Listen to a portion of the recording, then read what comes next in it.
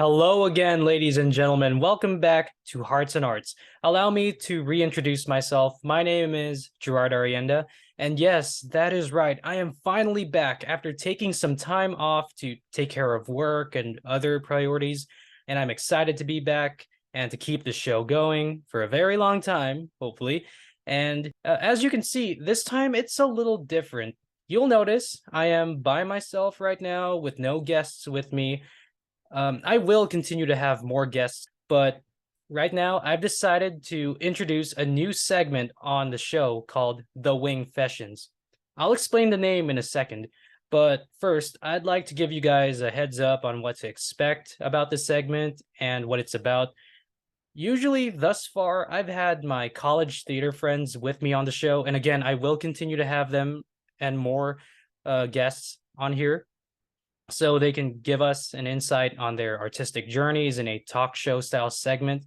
And sometimes I tend to relate a little bit too much of my experiences with their experiences. And the next thing you know, when that happens, I end up yammering on and on about my experiences. I don't mind if my guests yammer on and on about their stories and their experiences because I love giving them the spotlight. And plus, I love hearing their stories and I find them very interesting. But now I've created a separate segment where I can spill as many details about my artistic stories and experiences that you guys may relate to, just like how you guys have related to the stories and experiences of my guests. For those of you who have been watching and or listening to this, basically this segment will be like an online diary. Now for the name. To repeat myself, the name of this segment is called the Wingfessions. It's a playful combination of the words wing and confessions.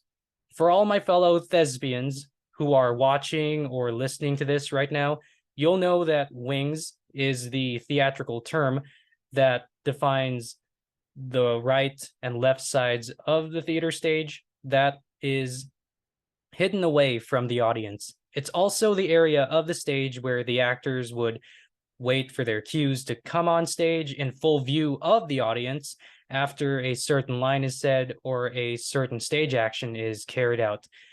By utilizing the term wing in the title, I am going to use this segment to spill some tea with you guys about my experiences, also hence the confession portion of the title. Yeah, let me also address that although I will be giving shout outs every once in a while on here, like I do in my usual Hearts and Arts episodes, I will not be using this segment to bash anybody as an act of revenge for treating me badly. Because one, in a way, it may be considered slander to do such a thing. And two, as I've said in my previous HIA episode that I filmed with my friend Yasmin, I'm all about good vibes only, and revenge is morally bad, to say the least. So for those of you who bullied me back in our high school theater days, you don't have to worry about me dragging your name across the mud, as much as you deserve it. But I will say, however, what you did to me was totally not cool. You know who you are, and I'm talking to you. But again, no bad vibes allowed. I'm all about good vibes only. And besides, my relationship with all the theater friends that I've made are good. No, not just good, more than good. They were really great, a lot of great memories, and I still hold them near and dear to me. Now for the episode. So for the first entry that I have for the Wingfessions is how my theater arts journey began in the detention room. Don't rewind, because you heard that right. My theater journey began in a detention room. I will explain. So, when I was in elementary school, I grew up shy and introverted. And to make matters worse, I kind of struggled with a stutter problem. To this day, I still sort of have it. In fact, if you know me and we've talked or hung out before, or if you've listened to my previous episodes, you may have noticed a little shakeup in my speech every now and then. It's not as bad as it used to be to this today, because theater helped me destroy that speech problem a lot. But when I was a kid, it was pretty bad. That was the very reason I was picked on as a kid, too. Like, The other kids would pretend to twist their words or make the juggling B sound like like that sound just to mock me. And as a result, I avoided as much contact from the other kids as often as I could. And during recess, I would always make my way to the library, which was also the school's detention room. In other words, me going to the detention room was by choice. I wasn't a misbehaved kid. I would just rather find solitude in reading rather than going outside to play basketball or kickball or jump rope or any other playground games that my classmates would usually do on a daily basis during recess.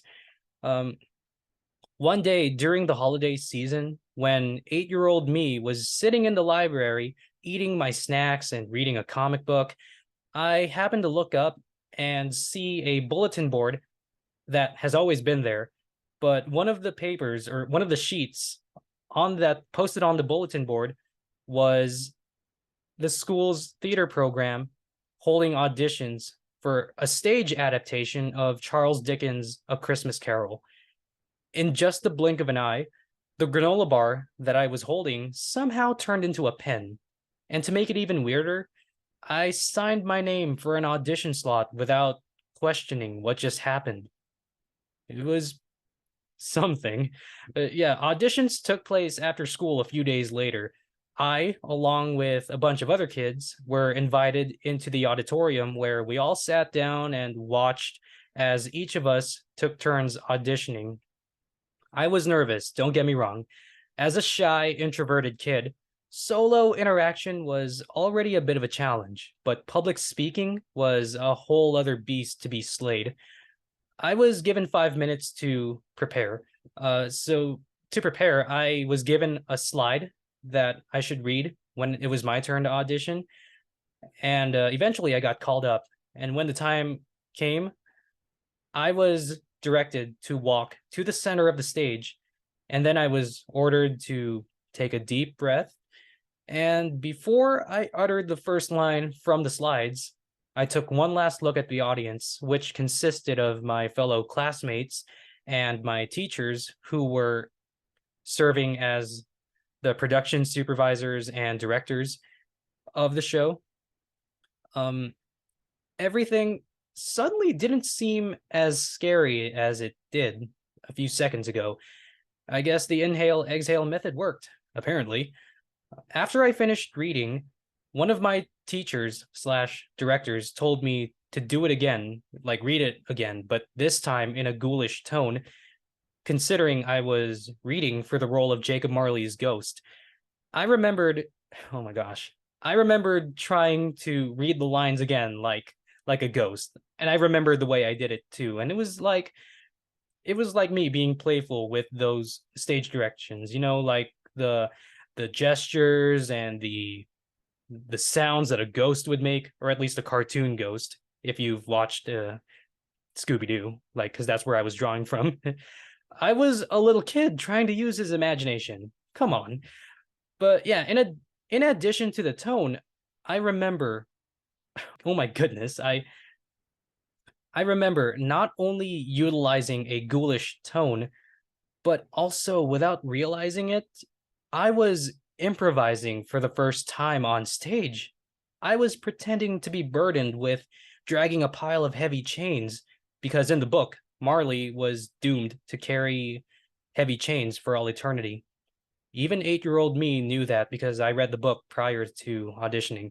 Anyways, I remember having fun playing around with the tone and the improv and the movements. It was it was quite the experience. I was having a lot of fun doing it. And suddenly, the thought of multiple eyes focused on me just slipped out of my mind.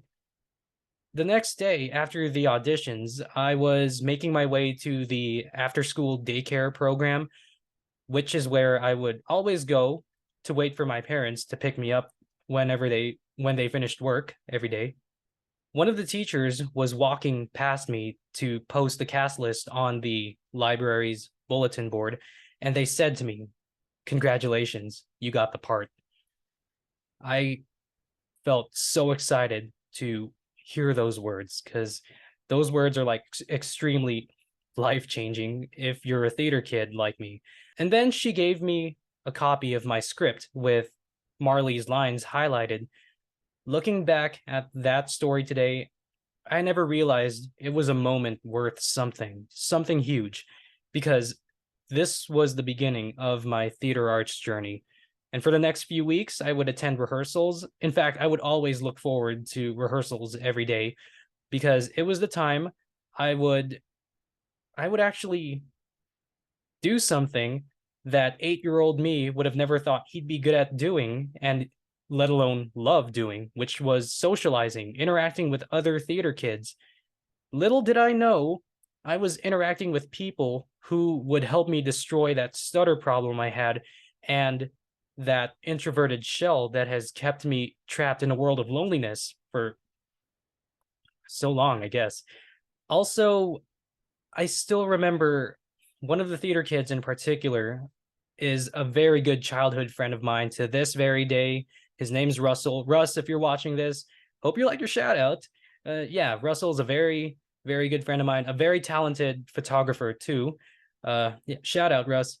Yeah.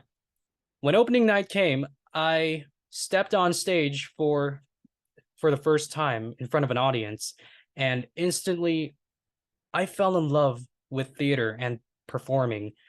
Like the whole time I was on stage, I took in every single second, and I got this rush of positive energy that made me feel like all the negativity in the world just disappeared and I was free.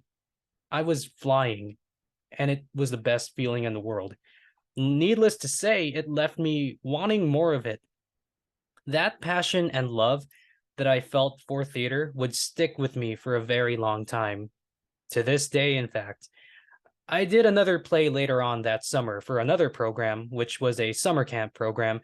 It was um it was Snow White and the Seven Dwarfs. The Grimm's fairy tale version too, if I can continue remembering, not the Disney version. Looking back at it now, I'm realizing that most of the plays that I performed in as a kid were stage adaptations of books and literary works. Well, a lot of Broadway plays and musicals are based on books, but me sharing that story, that was also to address that sometimes whatever it is that you're passionate about, something that of course doesn't harm you or anyone around you in any way, if it comes to you, it's a sign that this is probably what you should do. In extreme cases, it's probably what you're born to do, like an art or a sport. In my case, I was not counting on finding an audition sheet on a bulletin board when I wanted to go to the library to read, let alone count on signing up for an audition slot. It just felt right without questioning it. Like when I saw it, it's like saying, I didn't find theater, theater found me. I was led to the direction in which I would come across theater arts. And the fact that I, a shy, introverted kid with a stutter problem, decided to not only go with it, but also follow it, it's a sign that this is what I should do. Like, not just in performing, but also in studying theater and all that good stuff. And I'm glad I did it. I'm glad I continued to do it to this day because theater has done a lot of great things for me. Along with helping me break out of my introverted shell, theater introduced me to a lot of really amazing people, especially during my high school theater days and my college theater days. You all know who you are. You know who I'm speaking to, especially the guests who I've had thus far and I will be having back in the future. The best theater memories I have are those moments that I've shared and continue to share with the people who have that same artistic passion as I do. I remember talking about this in the second episode of Hearts and Arts that I filmed with my friend Maya. We discussed how theater gives us a lot of good vibes. I mean, a lot of people think that the arts are, in their words, some over glorified hobby. Personally, I believe it's more than that. To me, fine and performing arts, especially theater, is my source of positivity and happiness. And it's also my escape from whatever hardships and life challenges I may be experiencing. And when I say I'm not just referring to myself, because I hope at least some of you arts enthusiasts can relate to me and or my experiences, because life is, to say the least, it's not always sunshine and rainbows. There's going to be challenges and rough times, but that doesn't mean we can't find an escape from all that negativity. And this is where people find what they're passionate about, as well as being around people who share that same passion and contribute to their happiness. The people I've done theater with in high school and college have given me a lot of great memories and a lot of good vibes. And those will be stories or Wingfessions of their own in the future. But because of those great times, I don't just consider the people who I did theater with in high school and college my friends. I consider them my family, my theater family. For those of you watching and listening to this, especially you, Ty, Maya, Hayden, Alvin, Yasmin, and my future guests, who are also my extended theater family, which is UCR TFDP, Golden Mean Players, and even Thespian Troop 2543. Thank you for all the great memories, which I hope to have more, because I hold them very near and dear to me. And for those of you who sat through this whole thing listening to me yammer on, thank you. And yeah, now comes the curtain on the first Wingfession. Yeah, again, thank you so much for sitting through all of that and taking all of that in. I hope you can relate to some factors of that story. And yeah, with that, I'd like to say, let your spark find you, and when it does, use it to light your soul on fire with eternal passion. So, with that being said, ladies and gentlemen, thank you, peace and love, and good night.